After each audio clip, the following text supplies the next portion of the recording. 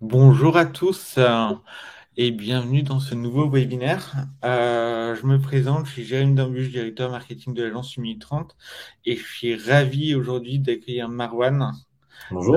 de Gifty et Samir, si je me trompe pas, désolé. Exactement. Samir, Marwan, je vous laisse vous présenter et peut-être commencer par un petit mot sur Gifty. Très bien, on se présente rapidement personnellement. Du coup, Samir, cofondateur de Gifty. Merci Jérémy pour cette petite présentation et pour l'invitation à ce webinaire. Bonjour à tous. Euh, moi, j'ai lancé Gifty avec Paul et Marwan il y a maintenant, depuis juillet, puisqu'on a vu pas mal de problématiques dans l'expérience client, notamment en B2B, et pas mal de choses qui ont changé. On va pouvoir vous en parler tout à l'heure. Et voilà, donc on est ravis de pouvoir vous parler de pas mal de choses innovantes et de Gifty en particulier. Ouais, bah absolument. Bonjour à tous. Merci Jérémy et Nuit 30 du coup pour l'occasion d'être là aujourd'hui. Marwan Chorfi, moi j'ai travaillé 4-5 ans dans le conseil et du coup après quelques années à passer dans le milieu du service, du coup on a créé Gifty. Et aujourd'hui le but du jeu, bah, c'est un peu de vous présenter ce que c'est le marketing hybride. Quels sont les enjeux, quand l'utiliser, comment l'utiliser et d'échanger 1 heure avec vous. Ouais, c'est un échange, donc n'hésitez pas à nous poser des questions. C'est ça, vous Voilà. avez le chat en bas à droite où vous pouvez nous poser toutes les questions que vous voulez, on y répond. Vous pouvez même prendre la parole avec le petit bouton speak. Si vous voulez intervenir, n'hésitez vraiment pas. Le but, c'est que ce soit collaboratif et c'est pas de faire juste une présentation. Normalement, vous avez les slides qui apparaissent. Marwan, si tu veux, je te laisse introduire sur l'expérience B2B. Ouais, je vais faire une petite introduction. En gros, le topo, c'est de dire que, et ça, je ne vous apprends rien en vous disant que le monde a changé et qu'il y a une digitalisation de la société qui a plusieurs impacts. Premièrement, il y a une généralisation, une intensification du télétravail, ce qui fait qu'il y a une distanciation des relations humaines. Euh, on passe de moins en moins de temps en réalité au bureau. Il me semble voilà, qu'on est passé de 6% de personnes qui faisaient du télétravail avant le confinement à 36% maintenant. Et donc, ce qui fait que les collègues, les partenaires, les clients, les prospects également, on les voit de moins en moins. Un autre chiffre du Forester qu'on regardait ce matin avec Samir signale qu'il y a une multiplication par 3 jusqu'à 2030 de ce qu'on appelle remote selling, donc en fait la vente à distance. Donc, premier topo, distanciation des relations humaines. Second topo, il y a une digitalisation du coup des relations entre les partenaires d'affaires. Aujourd'hui, il y a une intensification des outils de marketing automation, parfois on va utiliser de l'intelligence artificielle, des chatbots. Voilà, notamment un chiffre, 80% des entreprises utiliseront l'automatisation pour faciliter l'engagement des clients. Mais donc, finalement, le parallèle de ça, bah, ça entraîne une déshumanisation des relations. Et donc, d'une part, distanciation des relations humaines, d'autre part, déshumanisation des relations professionnelles. Nous, on pense qu'on va pas forcément dans le bon sens avec ça. On a une conviction forte qu'on va vous présenter juste après. Et dernier point, qui est évidemment aujourd'hui au cœur des entreprises, c'est l'enjeu RSE, donc l'éco-responsabilité, un aspect sociétal, social, le Made in France aussi quand on est en France, qui devient aujourd'hui au cœur des entreprises. Donc ceci étant dit, je passe juste à la slide d'après. Comment on fait pour retravailler l'expérience client quand ces trois topos sont dits. Nous, on a une conviction qui est forte, c'est qu'en réalité, les relations professionnelles sont des relations humaines avant tout. Euh, on pense et on est même convaincu qu'une entreprise ne travaille pas avec une entreprise et que c'est un humain qui travaille avec un humain. Alors, dit là comme ça peut paraître anodin, mais en fait, ça n'est pas du tout. Dès lors, vous avez pris ce prise en considération, vous pouvez totalement changer et maximiser la relation et donc changer les outils, les actions, voilà, les interactions, les actions marketing, de rétention, d'animation, de communication que vous avez avec ce client et donc finalement avec l'entreprise.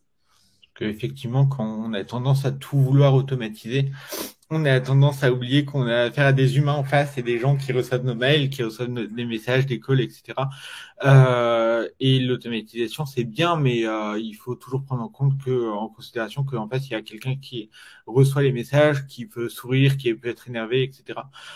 Effectivement, savoir on a très vite tendance à oublier aujourd'hui que les bases de contact, les mails, etc., c'est des humains avant tout, et que c'est pas juste des emails en fait, et que quand on envoie des messages, etc., c'est des vraies personnes qui les reçoivent, et quand on envoie 10 000 messages par jour en automatique, ça peut très vite être énervant en fait.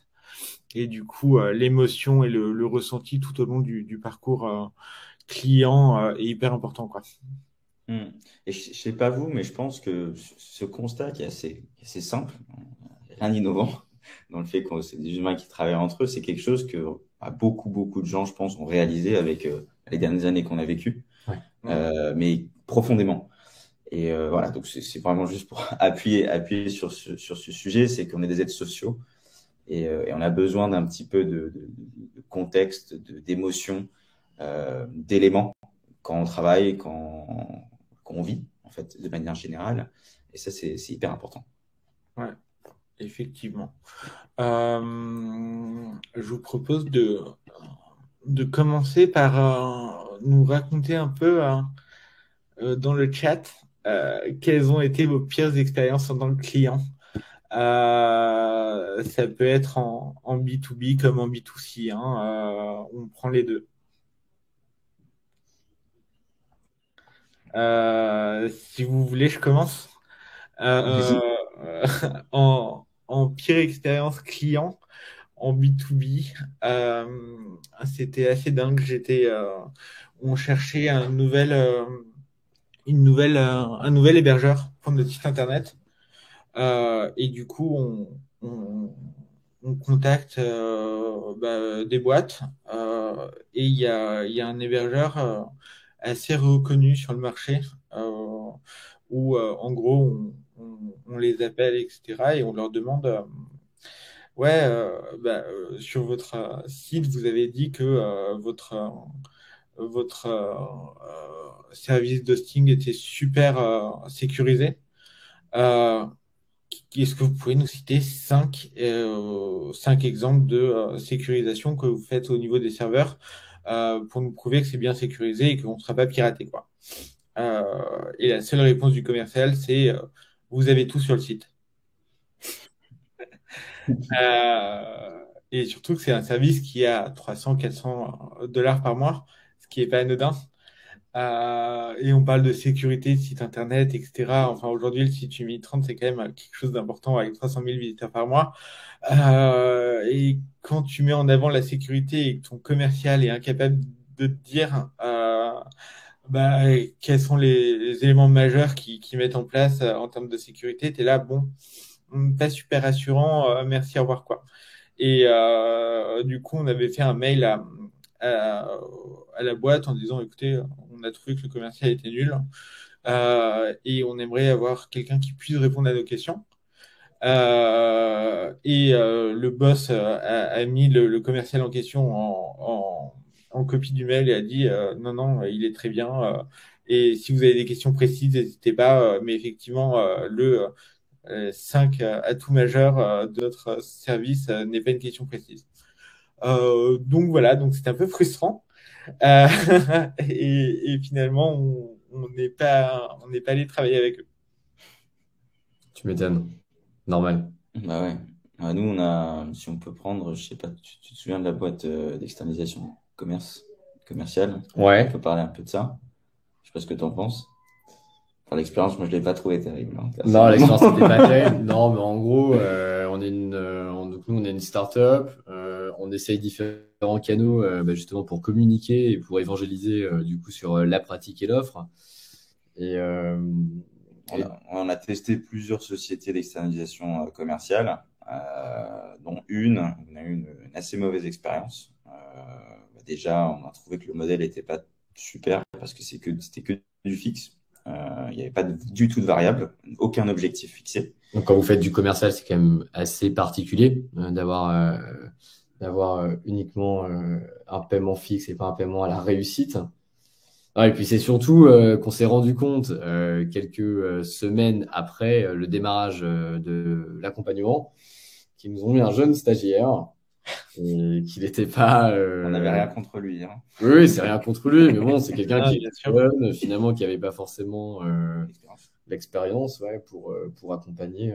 Et il démarrait tout juste. Il venait d'arriver dans la structure. Ouais, non, non, je comprends, c'est frustrant parce qu'au final, hein, si tu prends une boîte d'externalisation commerciale, c'est pour te retrouver un stagiaire, autant l'embaucher toi-même, le stagiaire, quoi.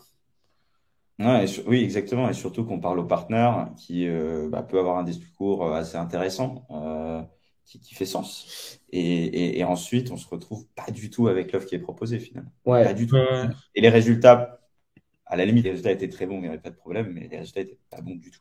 pas bon du tout. Et je pense qu'un point intéressant, en fait, quand on prend du recul sur cette situation-là, et de même sur la tienne avec l'hébergeur web, c'est que finalement, on a eu une mauvaise expérience et surtout les actions mises en place par l'entreprise ont été quasi nulles en Nul. réalité. Mm. Et c'est là où c'est dommage parce que ça va tous nous arriver un jour, parfois, d'offrir une expérience un petit peu plus décevante. Euh, et, et, et, et je pense que justement, finalement, un bon dirigeant, c'est là où justement, il va reprendre la relation client en main, il va pouvoir la réenchanter. À un moment, on se parlait carte sur table et se dire, voilà, écoute, on a raté, on est désolé de t'avoir accompagné comme ça. Et voilà ce que je te propose, voilà les actions que je vais mettre en place. Ouais, c'est vachement dommage parce que typiquement, cette société, moi aujourd'hui, quand quelqu'un me demande une boîte d'externalisation commerciale, je leur dis, ne prenez pas ce A. Effectivement. Et s'il y avait une action toute bête, toute simple à avoir fait, ça aurait changé la donne. Et peut-être qu'aujourd'hui, je les critiquerai pas comme ça. Je leur dis, enfin, je m'abstiendrai d'en parler. Je parlerai de sociétés intéressantes. Non, En non, bref. mais effectivement, de toute façon, on a toujours tendance à ne pas recommander une boîte parce qu'on a vécu une expérience horrible, plutôt qu'à recommander une boîte parce qu'on a vécu une super expérience, quoi. Mm. Et ça se voit dans les avis Google, ça se voit sur plein de trucs, tout ce qui est lié à l'expérience client, les gens sont plutôt même s'ils sont très contents, c'est rare qu'ils fassent des témoignages, ils font plutôt des témoignages quand ils sont pas contents, quoi. Et c'est ce qui est un peu frustrant dans tout ce qui est relation client, c'est que effectivement on s'exprime souvent quand on n'est pas content et quand on est content on dit rien, quoi. Et c'est pas ce qu'il y a de plus incroyable. Alors que on y reviendra après, mais effectivement, moi, ce que j'avais beaucoup enfin, maintenant, on va parler d'expérience, meilleure expérience en tant que client. Euh, moi, une des vraies meilleures expériences en tant que client que j'ai eu ces derniers mois, c'est l'utilisation de Gifty, quoi. Euh, vraiment, le service était top. On a eu des bonnes relations, etc. Et le système marche super bien. C'est super valorisant. Euh, et en fait, j'y reviendrai un peu plus tard en détail. Mais en soi, le fait d'avoir des retours positifs des clients, etc., c'est top. Et ça apporte beaucoup de satisfaction, quoi. Bah écoute, un grand merci. Ouais, merci beaucoup. C'est très apprécié. C'est touchant. Mais non, mais nous, des super expériences clients, en réalité, on a la chance d'avoir lancé notre activité du coup en 2021. Il y a quand même pas mal aujourd'hui de super solutions. Alors, je ne vais pas forcément citer les noms, mais il y a des néobanques qui vous accompagnent quand même super bien dès lors où vous avez une problématique où on vous répond. Vous avez, pareil, on travaille aussi avec un néo-comptable, je ne sais pas si on appelle ça comme ça, mais qui est, qui, mine de rien, nous accompagne vachement bien. Il y a les mastodons aussi, des GAFA qui, mine de rien, en règle générale, quand on a une problématique, ils essaient d'avoir une réactivité assez importante. Et donc, finalement, toutes ces boîtes-là, je trouve que ce qu'elles font vachement bien, c'est que dès lors où vous avez une problématique, ils vont passer du temps pour y répondre.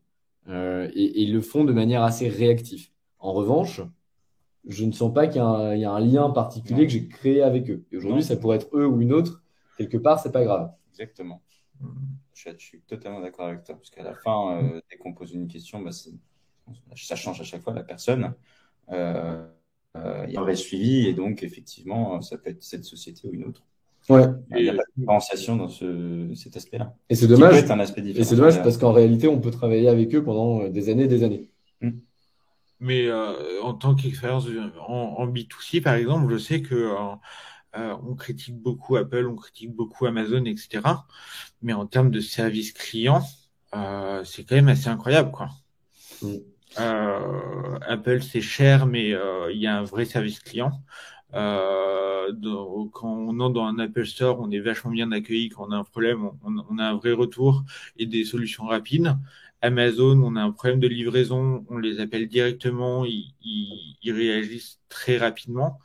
On critique beaucoup les GAFAM, mais en termes d'expérience client, ils sont vraiment très bons quand même, hein. Ouais. Ouais, absolument. Ouais. Et je vois Suzanne qui dit on dégaine vite lorsqu'on est mécontent et on court après les avis positifs. Totalement. Ouais, Totalement. Ouais. totalement. Et on pourra en parler d'ailleurs des avis C'est positifs. ça. Il y a des méthodes pour justement activer Le verbatim. le verbatim et justement récolter des avis positifs. Mais c'est compliqué, c'est clair. Ouais, effectivement, les avis positifs, c'est pas ce qu'il y a de plus simple, hein. Je vous propose de vous présenter rapidement la méthode Customer Experience Redesign qui a été co-créée, enfin qui a été faite avec Valérie Vax et Gabriel David-Chauvel, qui est une méthode en 4 étapes. Avec la première étape qui est le Customer Focus Canvas, qui permet de poser les bonnes questions et d'identifier les bons profils idéaux de clients, parce que en fait on part du principe que malheureusement on peut pas satisfaire tous les clients et que il vaut mieux sélectionner un type de profil idéal, même si c'est le but, c'est que tout le monde soit content, hein, mais malheureusement, quand on a énormément de clients, on sait très bien que la satisfaction client peut pas être à 100%. Du coup, on a décidé sur cette méthode de vraiment se focaliser sur les clients idéaux. Ensuite, on formalise le parcours d'achat dans la deuxième étape dans la deuxième étape du de la méthode, où en fait on génère un peu, on retrace un peu tout le parcours client du moment où il a signé ou au moment où il est accompagné. Ensuite, on a la matrice d'enchantement. On y reviendra plus tard, mais la matrice d'enchantement, en fait, c'est toutes les étapes que va faire l'entreprise durant le parcours client pour réenchanter ce parcours et supprimer les irritants tout au long du parcours. Et enfin, on a le plan d'expérience client qui est un plan récapitulatif des actions à mener pour améliorer votre expérience client au sein de votre entreprise.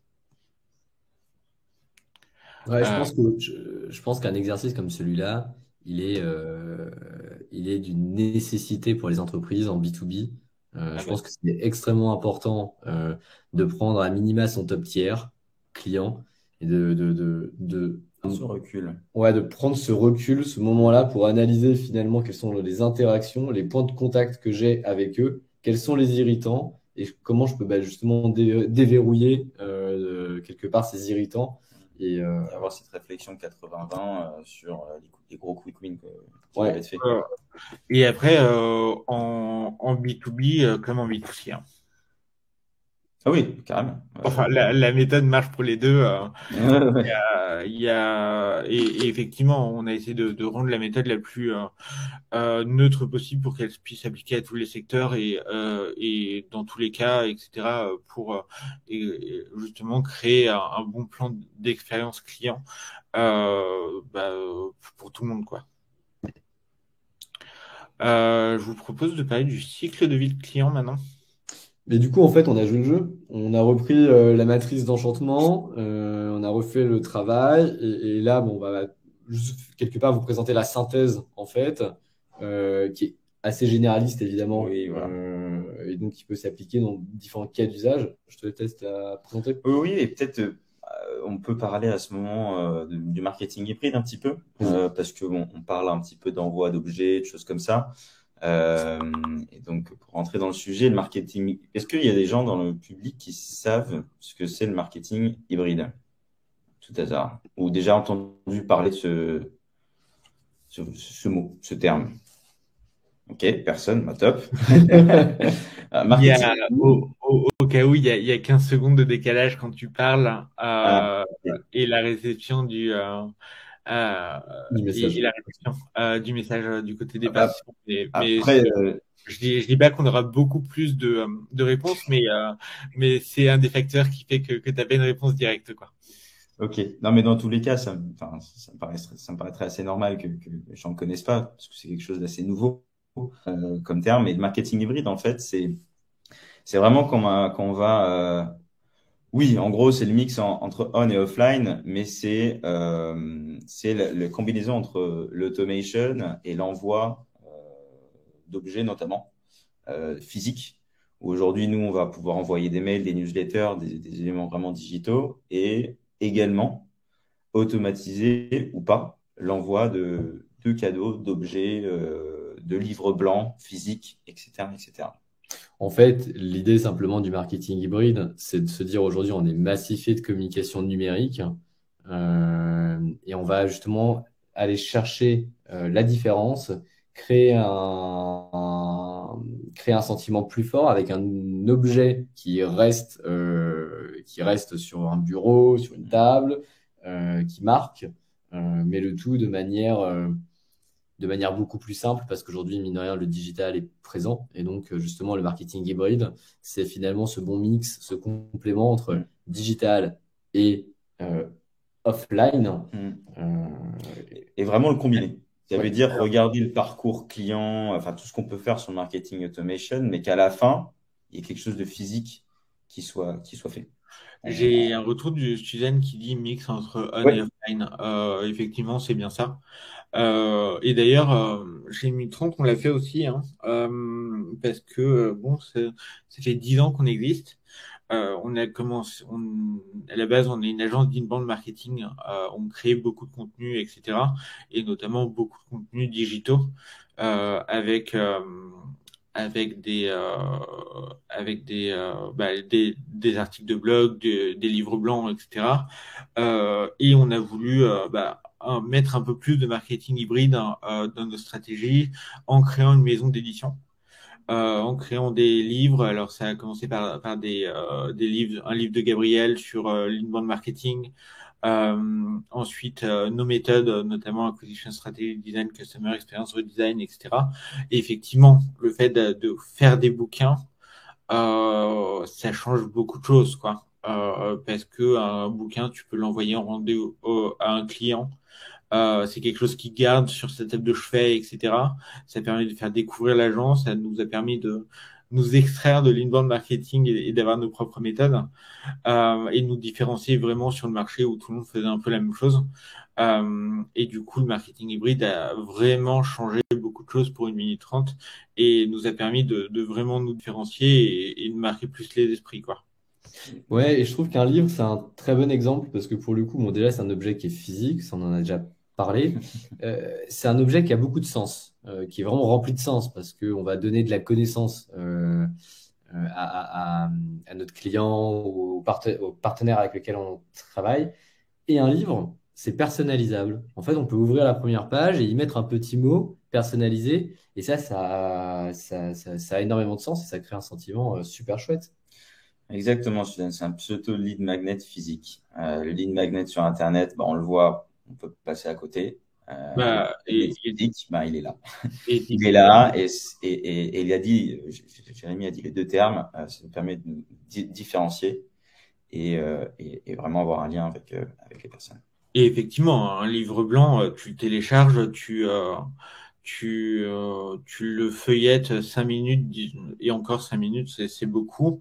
Un livre, en général, tu le gardes, tu le lis, et tu le feuillettes vraiment. Que ce soit au lit ou autre, tu passes du temps vraiment à lire un livre. Alors qu'un livre blanc, tu regardes le temps d'attention est très faible. Et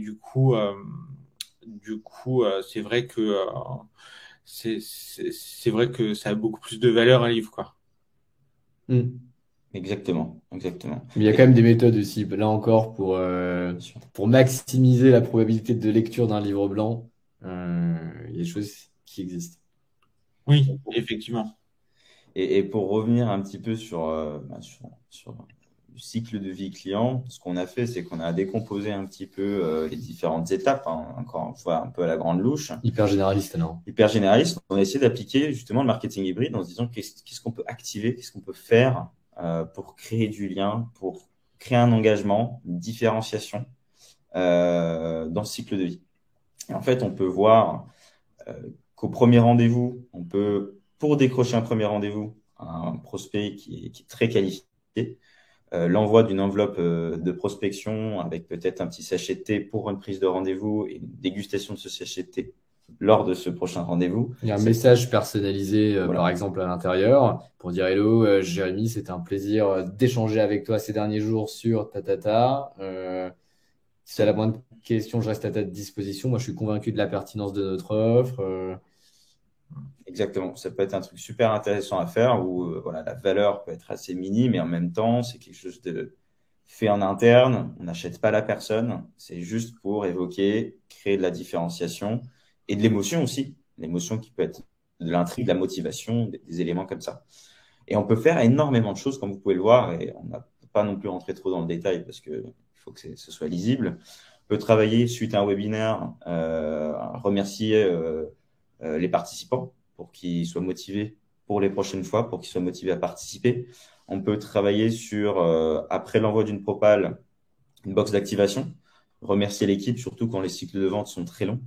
Ça peut être aussi intéressant voilà, d'envoyer un petit quelque chose pour remercier la patience de tout le monde. La signature du contrat a montré que la relation va démarrer de manière très, très positive dans cette expérience, avec une box de début de contrat. Et puis, il y a quelque chose que je trouve vraiment pertinent, c'est lors de la gestion du projet ou du cycle de vie du client, célébrer un jalon commercial. Je trouve ça hyper pertinent pour les deux parties parce qu'en fait, ça va marquer les esprits sur, je sais pas, si on travaille dans le logiciel, euh, un logiciel de vente et dire, ça fait 1 mois qu'on travaille ensemble, ça fait 3 mois qu'on travaille ensemble et on a réussi à convertir 100 clients. Ça marque vraiment les esprits sur l'utilité de ce qu'on peut faire, le service qu'on propose. Et le client, lui, il se dit, ah, franchement, la valeur, elle est là. Et ça marque les esprits. Bon. Ouais. Lors de la partenariat Ouais. aussi, lors d'une grosse campagne marketing conjointe avec une autre entreprise, une autre société, pour le coup, là encore, ça permet de célébrer en fait ce moment de vie super fort, que ce soit pour les clients ou nous. Et on a parlé un petit peu des moments de vie négatifs, un cadeau d'excuse. Ça peut toujours être quelque chose d'intéressant à faire. Justement, une action pour pas perdre un client ou au moins qui parle de manière pas trop négative de l'expérience. Et aussi, on a parlé un petit peu des avis positifs. Eh bien, envoyer quelque chose après un verbatim, ça peut être aussi un élément d'activation. Parce qu'un verbatim client positif, ça n'a pas de prix. On a vachement de mal à les trouver. Eh bien, créer une vraie action derrière, ça peut aussi valoir le coup parce qu'on a plein de clients qui veulent le faire, qui sont très contents, ils trouvent jamais le temps et ça traîne. Les activer avec quelque chose de physique, ça peut aussi faire la différence.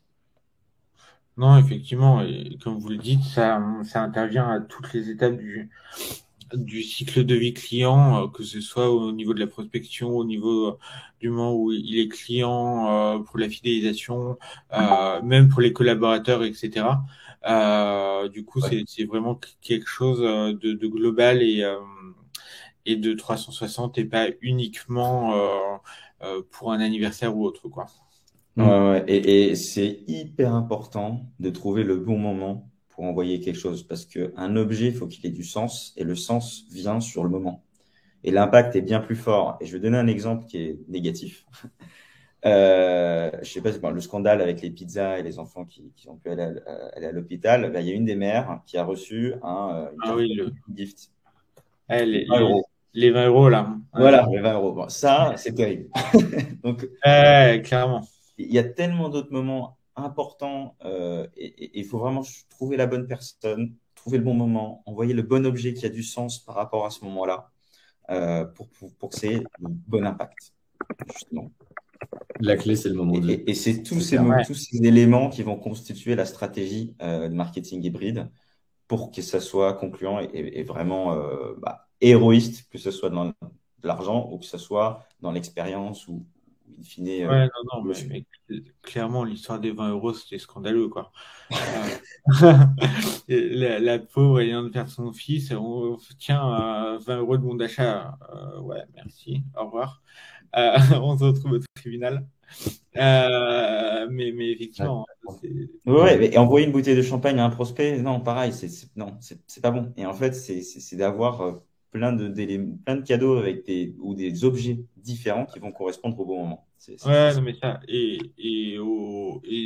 idéalement des cadeaux personnalisés parce que envoyer des cadeaux lambda aux gens, c'est bien, mais si on, enfin, ça a beaucoup plus d'impact quand tu arrives à bien personnaliser tes cadeaux, quoi. Ouais, Euh, exactement. Et enfin, est-ce que clairement des fleurs, globalement, c'est pas sexiste, hein, mais ça plaira souvent aux femmes. Si par exemple votre cliente elle préfère, je sais pas, elle adore le cheval hein, et que vous lui offrez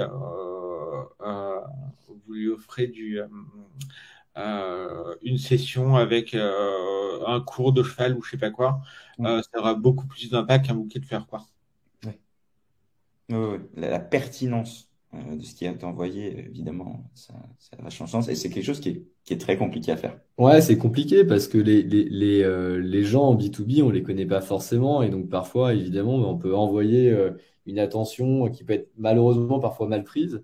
Je pense notamment, je rebondis sur ce que tu viens de dire avec la bouteille de champagne.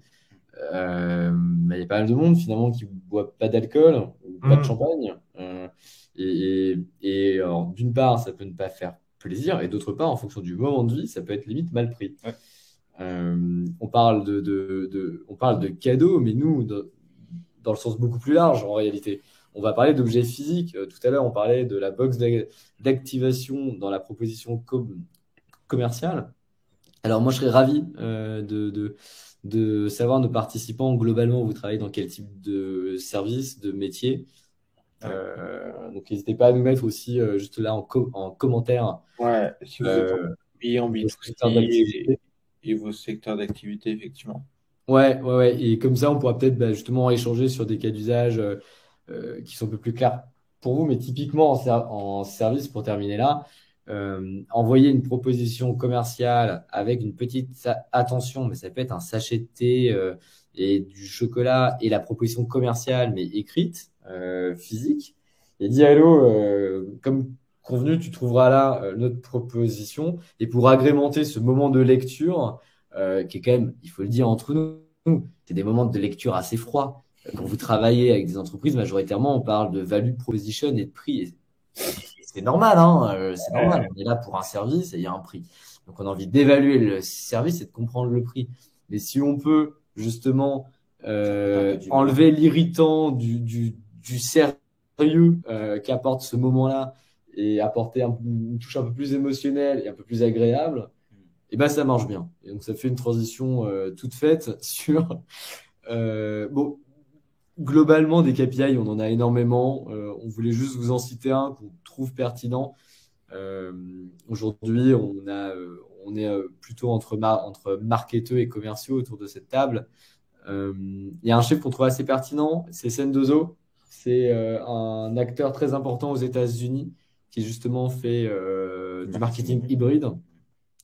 Et il note notamment 40% de conversion supplémentaire quand on combine le canal physique et digital, si c'est bien fait, encore une fois, si c'est bien connecté au moment de vie. Et encore une fois, en réalité, on n'invente pas la roue, c'est juste que c'est normal. Vous vous différenciez du monde numérique dans lequel vous êtes et tout simplement, vous arrivez avec une touche d'émotion qui sera forcément appréciée. Et aujourd'hui, on est dans un monde multicanal, on essaie de contacter tout le monde avec tous les canaux possibles. Et en fait, vraiment, le canal physique, c'est un vrai canal.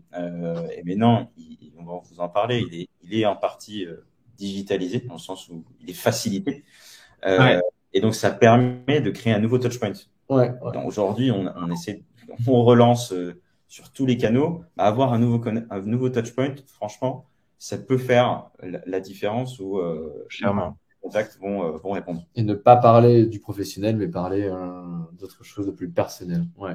Alors, je vois qu'il est 35, on peut peut-être avancer un tout petit peu. Ouais, bien sûr. Du coup, on vous a parlé pas mal de cadeaux d'entreprise, etc. On peut commencer par vous présenter un peu plus Gifty et ce que fait Gifty un peu plus en général avec des cas clients, enfin plus des cas d'usage que de la présentation de Gifty et comment en fait on arrive à réenchanter l'expérience client au niveau de différentes problématiques. Ouais, peut-être pour la faire super simple, en gros, on est une entreprise, on est une plateforme d'engagement B2B. Donc, en gros, on permet de créer du lien avec les clients, les collaborateurs, les prospects, les partenaires. On est une plateforme de marketing hybride. On peut se connecter au CRM, à l'ERP, au SIRH, à différents systèmes d'information qu'utilise l'entreprise pour justement aller chercher ces moments de vie-là et créer du lien avec les partenaires, et créer un lien fort et individuel. Et faciliter en fait cette stratégie marketing hybride qui est, mine de rien, si on n'a pas d'outils, extrêmement compliqué à faire. Il y a un temps passé qui est très très long et donc au final, on ne le fait pas. Parce que c'est bien beau de dire, il faut personnaliser, il faut penser à tout le parcours client, il faut avoir le temps de faire tout ça. Et voilà, Gifty, on est une des solutions, on est un acteur sur le marché qui fait ça, et notamment en Europe. Et donc, très concrètement, en fait, c'est un outil supplémentaire pour créer du lien. Comme vous utilisez le restaurant, comme vous allez utiliser le téléphone pour justement avoir du lien avec les clients et autres, le marketing hybride, c'est un outil supplémentaire. Peut-être pour aller rapidement sur le concret, parce qu'après, on a pas mal de cas d'usage qu'on pense vont vous intéresser. Très concrètement, tout à l'heure, on le disait, la politique RSE est au centre des entreprises. Et donc, forcément, chez nous, on a un catalogue RSE friendly et on n'a que des produits made in France et ou éco-responsables. Fait par des artisans, enfin vraiment un aspect RSE friendly et la capacité aussi de convertir la valeur du cadeau. Et je pense que Jérémy, tu pourras en parler, en don à une association française. Et choisie par la personne, le destinataire. Donc là, en termes d'émotion, on a reçu nous des messages de personnes qui ont dit mais j'ai trouvé une association à côté de mon village d'enfance, etc., etc. Enfin, il y a un vrai impact et les gens sont super contents d'avoir fait une bonne action. Et dans le monde en plus avec des problématiques sur lesquelles on vit, ça touche et ça fonctionne vachement bien. Et l'image de marque en plus de l'entreprise, elle est redorée. Et effectivement, c'est assez dingue. Nous, quand on a fait notre campagne Gifty, en fait, on a fait une campagne Gifty pour la nouvelle année, souhaiter nos vœux, etc., à nos clients, à nos partenaires et à des consultants, etc. Du coup, on a fait plusieurs campagnes, etc. Et ce qui nous a vachement impressionné, c'est que on avait plein de cadeaux. Genre 4 cadeaux à chaque fois, etc.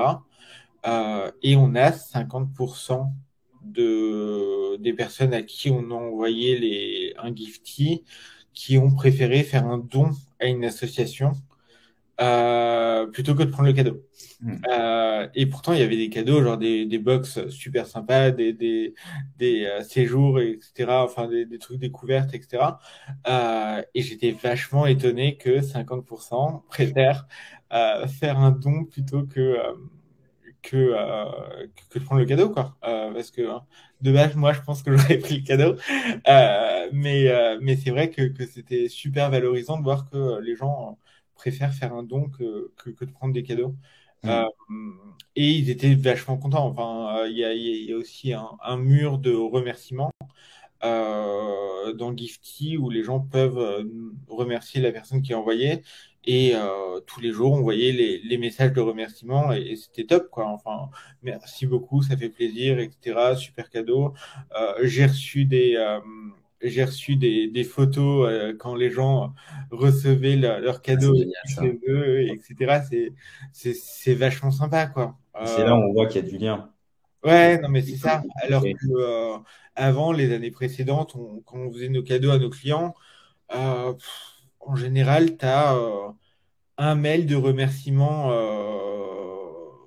sur 10 cadeaux envoyés et encore quoi.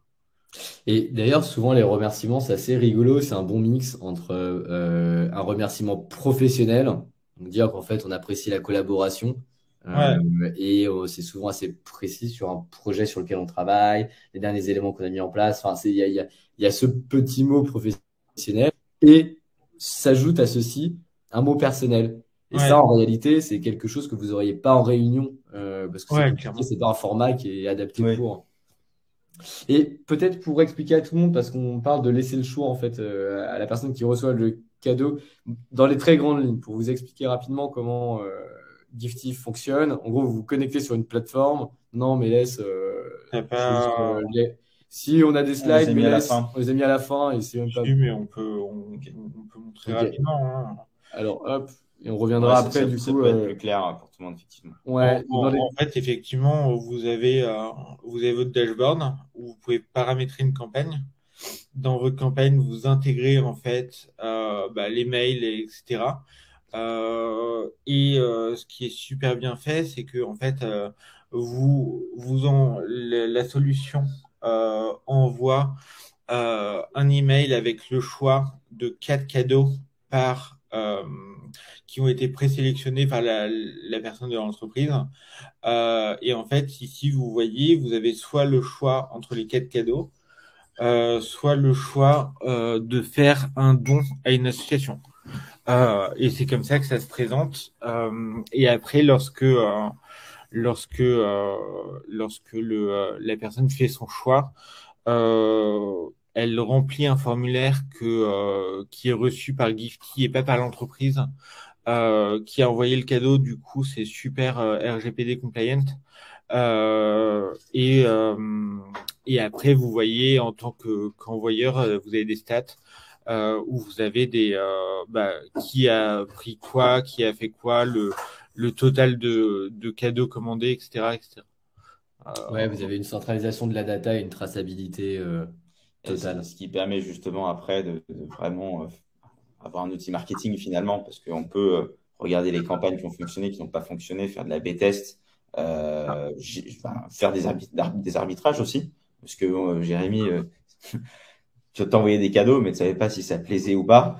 ouais, Donc là, maintenant, tu sais, tu peux améliorer. Et en plus, je pense que tu as le plaisir de faire des cadeaux. Et donc, tu auras aussi la capacité à la fois de faire les bons et en plus de le faire peut-être plus souvent à des moments de vie plus pertinents parce que ouais, c'est simple. Et ce qu'il faut aussi avoir en tête, c'est juste que sur le choix d'assaut, les gens ont vraiment 25 associations qui peuvent choisir. Donc, ils peuvent ouais, choisir exactement le sujet qui leur tient à cœur. Et aussi, c'est une data récoltée pour comprendre la personne à qui on a en face, on a moins l'occasion de le faire. Donc, il y a partie de dataïfier qui est intéressante. Et bon, là, on peut faire, on en parlait d'automation, on peut automatiser des cycles en ayant des choses plus personnalisées, et en alliant un petit peu les deux mondes. Ouais. Et juste, je trouve, je souligne un point, mais ce moment-là, il est rigolo là quand même. Parce que finalement, c'est Jérémy qui a expliqué comment la solution elle Oui, fonctionnait. c'est quand même rigolo parce que Jérémy et Nick a utilisé du coup la plateforme. On a beaucoup échangé après, puis on communique assez régulièrement. On est invité aujourd'hui à faire un webinaire avec 1 minute 30. C'est Jérémy qui pitch la solution. Quand on prend du recul quand même sur la relation commerciale, etc., client, c'est super fort. Ouais. Voilà, c'est rigolo. C'est rigolo. Je te laisse. Ouais, effectivement. Alors, Sylvain a posé une question. Est-ce que ça fonctionne en PRM? Pour les prospects, ouais, absolument. C'est juste qu'il faut bien adapter. Alors, si on parle de PRM comme Prospect Relationship Management, ouais, absolument. Je pense que là, ce qui est important, c'est d'adapter en fait le cadeau. Donc, l'attention que vous allez envoyer à la personne. Peut-être, Jérémy, ça ne te dérange pas. Il y a, je crois, une slide avant qui est intéressante peut-être pour un cas d'usage PRM. Voilà. Ah, et effectivement, excuse-moi, je croyais que j'étais. Non, il y a absolument aucun problème. On peut envoyer des cadeaux en règle générale. Et encore une fois, que ce soit chez nous ou autre, hein, nous, on est là pour vous parler du marketing hybride au sens large. On peut envoyer des cadeaux, mais on peut aussi envoyer des lettres manuscrites. Et ça fonctionne super bien. D'envoyer une petite lettre écrite à la main. Donc vous mettez de l'eau, le truc qui bave, quoi, avec un petit mot personnalisé où on y ajoute un QR code, où on y ajoute Et bien sûr, avec l'automation. C'est pas vous qui écrivez le truc à la main. Ouais, absolument. Oui, non, absolument. C'est vous qui écrivez à la main. Le but du jeu, c'est vous, en fait, vous sélectionnez vos 100 contacts avec lesquels vous allez justement travailler. Vous mettez des variables assez classiques, nom, prénom, société, etc. Et en fait, nous, on a un robot qui va écrire à la main, qui va prendre un stylo et qui va l'écrire à la main. Du coup, les lettres. C'est d'apporter ce côté authentique, personnalisé au maximum pour créer de l'émotion. Et on va créer de l'émotion, que ce soit avec une petite note, que ce soit avec un petit sachet de thé à déguster pour un prochain rendez-vous. Donc ça, c'est quelque chose où on peut vraiment travailler sur la prospection parce que on paye des cafés, on paye des thés lors de rendez-vous. Là, on peut le faire à distance. Dans le monde dans lequel on vit, on peut faire des choses rigolotes. Ouais. Et vous êtes certain de marquer les esprits? Ouais, je disais, typiquement, quand tu fais un webinaire ou des événements à distance, tu peux envoyer des box personnalisées d'apéro, de thé, de trucs, histoire de faire comme une vraie réunion physique où tu as ton petit-déj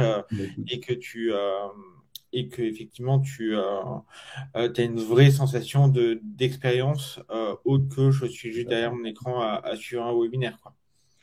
Transition toute faite. Ouais, on a un cas d'usage ici, justement celui que Jérémy a évoqué. On a un client, une agence digitale qui a voulu faire ça, qui a voulu tenter cette expérience. Et ils ont fait un webinaire pour parler de leur livre blanc. On a l'habitude maintenant de faire ces types de formats. Et pour se différencier, ils ont utilisé le marketing hybride pour faire un webinaire digital et en même temps proposer le livre blanc en physique à envoyer aux gens, mais avec un coffret d'apéro. C'était leur choix de l'accompagner. Et le coffret apéro, les gens choisissaient celui qu'ils voulaient parmi une proposition de 4. Et derrière, a été envoyé le coffret avec le livre blanc écrit et un mot personnalisé. Donc, on a quelque chose de vachement physique qu'on va recevoir avant le webinaire. On a le webinaire, on va déguster, échanger, donc avoir une expérience marquante. Et ensuite, continuer et peut-être même pas parler du webinaire, finalement, mais parler de l'expérience. Et parfois, il suffit d'éléments comme ça pour signer un deal, pour que la personne pense à nous le mois après quand ils ont un vrai besoin, etc., etc. Donc, c'est vraiment des éléments de différenciation. Bon, là, on a mis un petit message, vous pouvez le lire. L'idée, c'était de vous montrer un exemple concret et avec des remerciements. Bravo, hâte de voir l'event. Donc, on augmente le taux de personnes qui vont être réellement au webinaire. On augmente les chances. Les gens, ils ont hâte de participer. Et on a un taux d'acceptation qu'on voit de 92% et un taux de remerciement de 85% sur cette campagne. Sur le webinaire, il me semble qu'on a un autre exemple qui est rigolo aussi. Un autre exemple sur le webinaire qu'on a mis. Non, le keynote. Ouais, le keynote, celle-là ou pas? Ouais, le keynote, il est pas mal. C'est une scale-up qui travaille qui propose une solution de pilotage de CE et CSE dans les entreprises. Et en fait, ils ont fait une V2 de leurs produits et organisé un keynote à distance pour demander des retours à leurs clients. Et ensuite, ils ont remercié tous les participants d'avoir joué le jeu. L'idée étant de créer des ambassadeurs, créer une vraie stratégie de co-développement. Et bon, on a tous besoin de nos clients pour développer nos services et nos produits, parce que c'est eux. Qui de C'est pour mieux eux. Voilà. Et vraiment, pour axer cette stratégie et augmenter le taux de participation pour les prochains et le taux de retour, etc., c'est d'avoir cette stratégie de marketing hybride pour continuer à créer du lien et de l'émotion dans tout ça. Et donc, on voit dans les messages ici, on a mis le petit truc que les gens ont adoré, Gifty, mais aussi c'est à bientôt pour la prochaine keynote. Merci pour votre réactivité. À la fois, les gens veulent participer au prochain keynote et on a des retours qui sont positifs sur notre service de base, qui sont aussi intéressants à partager en équipe, à partager sur les réseaux. Et donc là, on a aussi des verbatims, mine de rien. Donc voilà. Et là, on parle de petites attentions. Hein. On parle de café, on parle de petits bonbons. C'est vraiment, tu as des choses qui sont onéreuses. Mais effectivement, enfin, on avait un cas de prospection aussi, il me semble, mais ça peut marcher aussi sur des publics qui sont très sollicités. Je pense notamment aux journalistes quand on fait des PR. C'est très compliqué d'attirer l'attention des journalistes. Le fait d'envoyer un CP avec un petit gifty, par exemple, ça change tout de suite ça change tout de suite la relation et ça intrigue. Et ça permet aussi d'être mieux vu auprès des journalistes, etc. Et de leur proposer quelque chose qu'ils n'ont jamais eu encore. C'est pareil, si vous levez des fonds, par exemple, vous voulez solliciter des investisseurs, histoire de faire la différence avec les autres boîtes et avoir un premier rendez-vous. Au lieu de juste faire un mail, vous envoyez un Gifty et en fait, on est une nouvelle startup. Est-ce que ça vous dirait de prendre rendez-vous avec nous? Voilà un petit cadeau, quoi. Ouais, peut-être juste, je trouve l'exemple du journaliste pertinent. En revanche, faisons attention. Je reviens sur Suzanne, ce que disait à un moment sur quel type de cadeau on envoie. Enfin, en PRM, voilà, sur la réponse qu'on a faite à Suzanne sur la PRM. Avec les journalistes, ça peut être un petit peu la même chose finalement. Moi, je déconseillerais totalement d'envoyer une bouteille de champagne à un journaliste. Le journaliste, il a une notion d'indépendance très forte. Et faut pas acheter les gens. Faut quand même faire attention à ça. On est là pour agrémenter l'expérience client, pour agrémenter l'expérience B2B. On n'est pas là non plus pour corrompre, inciter d'une manière trop forte. En revanche, encore une fois, dire voilà mon communiqué de presse et je te propose d'accompagner ce moment de lecture par une petite attention, une petite tisane, n'importe quoi. Voilà. C'est ça, pour le coup, il n'y a aucun problème, ce sera jamais mal pris. Ou alors autre chose qui ne sera jamais mal pris, c'est quelque chose de partageable avec une équipe. Et typiquement, moi, un exemple que j'aime beaucoup, c'est envoyer un panier de fruits bio en début de semaine. Ça peut pas être mal pris, quoi. Enfin, c'est toujours, Ouais, on n'est vraiment pas dans l'achat de personnes. Et je sais pas, un exemple, l'autre jour, j'entendais un candidat qui avait envoyé à une entreprise qui voulait vraiment rentrer dans cette entreprise, envoyer des choses physiques, la lettre de motivation écrite, etc., pour essayer de se différencier. En fait, c'est ça le marketing hybride. C'est juste de créer des choses intelligentes, intéressantes, physiques, mais pas le faire une fois, le faire en masse. Et en fait, pouvoir le faire à tout moment de l'année, parce que c'est ce candidat, il s'est donné la peine de le faire. Ça prend du temps. Et si on veut le faire à 100 personnes, à 200 personnes, et on va devenir fou à 1000 personnes, là, on peut se poser la question, est-ce que ça vaut le coup de le faire? Et ça vaut le coup de le faire. Non, mais effectivement, pour nous, à chaque fois, chaque année, les cadeaux clients pour la bonne année, c'est une galère, quoi. Enfin, à chaque fois, tu essayes de trouver le bon cadeau, le bon truc, etc. tu passes des heures et comme je le disais avant, hein, pour un résultat pas toujours très satisfaisant. Alors que là, avec Gifty, tu fais le choix de ta gamme de produits en fonction de tes clients, etc. Et en quelques clics, la campagne est réalisée, quoi. Et c'est vraiment top, quoi. Ouais, il faut vraiment avoir en tête que le marketing hybride, souvent les gens nous disent, ouais, mais c'est pour des grandes boîtes. Non, non, non. C'est pour tout le monde. Évidemment, il faut voir les budgets, ce qui est possible à faire ou quoi que ce soit, mais c'est possible pour tout le monde. Il y a des objets, il y a des choses à faire pour tous les budgets, pour tous les cas d'usage et pour toute entreprise. Ça, c'est vraiment important de le savoir Ouais, enfin, et de clairement, l'avoir en tête. chez Mini 30, on est 10, hein. On n'est pas 150. La campagne, ça n'a pas coûté énormément très cher, etc. Et le coût-bénéfice est assez incroyable, quoi.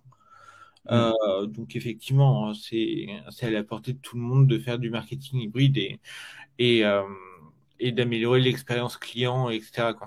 Et nous, on a même pour aller vraiment sur le truc, on a vraiment même des indépendants qui sont clients chez nous. Donc, c'est fait pour tout le monde. Ouais, Ouais, absolument. Mm. Et je rebondis sur ce que Suzanne dit. Si une entreprise est productrice Bien de sûr. un échantillon est pertinent, donc en gros, si c'est une entreprise qui produit un produit, évidemment, Bien ouais, sûr. évidemment, pour le coup, ça fonctionne super bien. Mais enfin, jouer au jeu à la sortie de ce webinaire, juste envoyer trois lettres manuscrites à vos top clients, juste en les remerciant, juste ça, hein, simplement. Et vous verrez la pertinence. Vous verrez l'uplift de relation que vous allez créer. C'est super fort. yes. Il nous Non, reste. mais écoute, on a peut-être une dernière, si tu veux, un dernier Ouais. top client qui était avant sur la prospection, parce que on en parlait tout à l'heure. Encore. C'était C'est ça. celui-là. Mm. Vas-y, je te laisse le présenter. Ouais, bah là, et encore une fois, voilà, je vais passer peut-être un petit peu de temps à expliquer le cas, parce que c'est C'est plus important, ouais. important, en fait, c'est tous les éléments qui vont constituer le cas d'usage qui vont faire que ça fonctionne ou ça fonctionne pas. C'est une startup dans les logiciels RH. En fait, ils sont sur un marché qui est très concurrentiel. Il y a énormément de logiciels qui font à peu près la même chose. Donc, la différenciation ne va pas que se faire sur la proposition de vie simple. Il y a d'autres choses qui doivent rentrer en considération pour pouvoir se différencier, que c'est clé, la différenciation.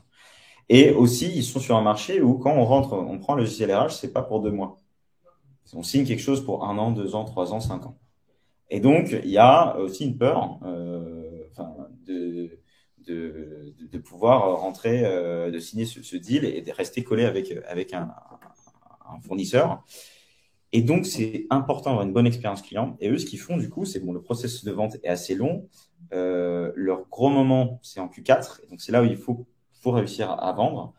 Donc, qu'est-ce qu'ils font? C'est qu'à la fin de tout le processus du vente, réactiver le client, le prospect, quand ils ont déjà envoyé la proposition, ils n'ont pas de nouvelles, pas de retour, ce qu'ils font, c'est remercier toutes les personnes, les équipes qui ont travaillé sur tout le processus de vente avec des petites intentions, des petites choses, du café, du thé, une petite bougie pour l'ambiance du travail. Des fleurs séchées, on le voit. Voilà, pour décorer le travail et de dire l'expérience client est clé pour nous et donc vraiment avoir un message en rebond et pas d'achat. Et à la fin, s'il y a rien qui se passe, c'est pas grave.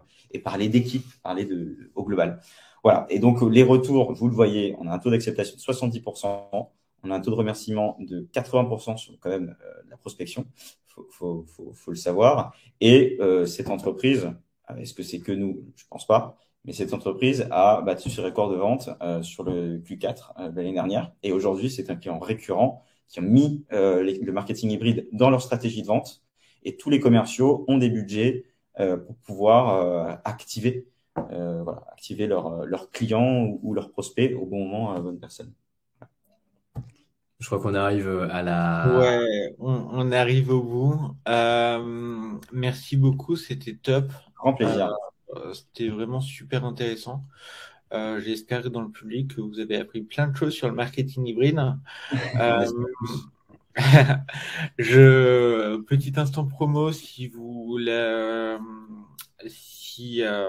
la formation, enfin la méthode que je vous ai présentée tout à l'heure vous intéresse, on fait des formations à la méthode. Voici le petit lien.